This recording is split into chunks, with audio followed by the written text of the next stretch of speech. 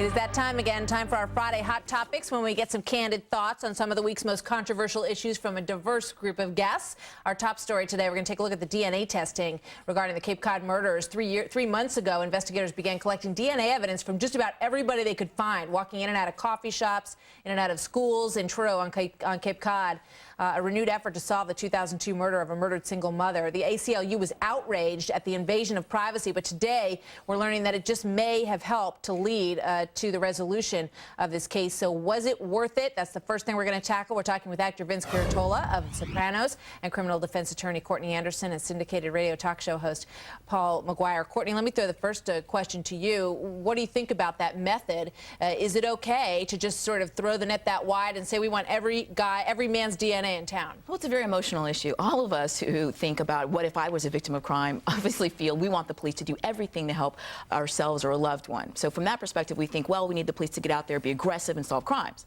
On the other hand, do the ends justify the means? Where's the line that we're going to demand as a society for the state, the government, to be accountable for this DNA collection? And what are they going to do with all the DNA that they're collecting? Well, that's a good question. Paul McGuire, what are they going to do with it all? It took them 2 years, or at least a year by different accounts, for them to even get the results from this guy's DNA test. So, raises the question, what are they doing, getting everybody else's when they can barely get it tested? Well, I very much support the police getting DNA samples of felons, people convicted of rape and murder, et cetera, et cetera.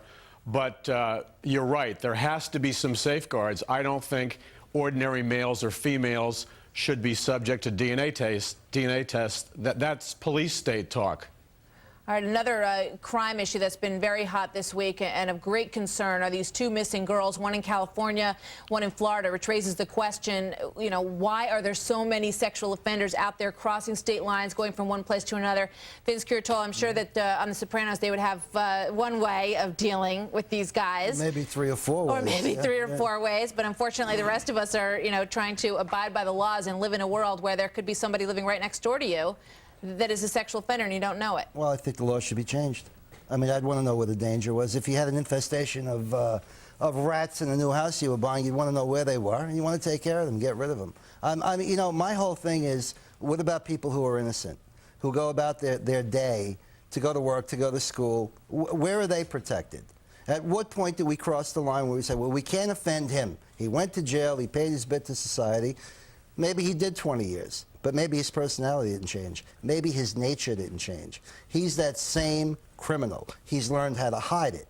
And I'd like to know if he's living next door, because that's when I'm going to put the for sale sign on the house. So I'm all for gathering all kinds of information. And Courtney, it seems like, you could get some handle on where he lives, but we're not getting a very good handle on whether or not he's moved to a different state. Should we be putting some kind of global tracking system on these people, even if it's hidden and not not accessible to people that he might be working with? Or once again, we need to be very, very cautious about going down those paths of putting global positioning or other things I've read about where you can implant computer chips under people's skin. And there are ways, certainly, where we could have a 100% safe society. We could. Totalitarian countries and situations where people have very few individual rights have very few crime. It's absolutely true. So the question is, how do we balance these two things? And unfortunately, as a criminal defense attorney, I had clients who were sexual offenders. I had clients who were on those registered databases and were angry about it. But on the other hand, as I explained to them, if the state government has enacted it and it's not found unconstitutional, then you're going to have to deal with this. And you're just going to have to get out there and stay out of trouble and be a law-abiding citizen. Paul McGuire, I'm going to make the leap from that over to the judges issue, because there's been a lot of controversy over how we should go about approving judges. Bill Frist may be in a situation where he might have to go ahead with this nuclear option and try to end the filibuster process. Is that the way to go, do you think? Absolutely, because the Democratic Party is anti-people of religious faith. They've blocked 10 of Bush's nominees, and the Democratic Party has waged war on people of faith. We have to draw a line in the sand.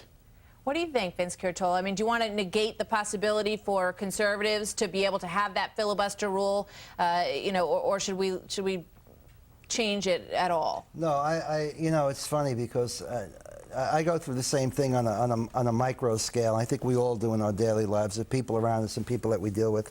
And I feel that Yeah, I feel there is an attack, actually. Really, I think if we go back to a lot of fundamental stuff that I'm sure a lot of us grew up with, we had a simpler time, we had an easier time. I'm not for blocking and categorizing because someone's a Republican, someone's a Democrat. I just think that it's a matter of, you know, you put two guys in a ring and you expect them to fight. Right. What are we fighting about? Why don't we just individually pick the people that we feel are most, not most sympathetic to maybe our politics or our reasoning, but that the quality is there, the intelligence. I really don't care, Democrat, Republican. If you have a brain and you're good and you don't have an agenda, I'm for you. And if we let him go to an up or down vote, at least then all of the representatives that everyone in this country votes for will have a chance to vote yes or no. Why not? It's free on country. that judge. Yeah. All right, very interesting. Courtney Anderson, thank you. Vince Curtola, Paul McGuire, thank you very much to all of you.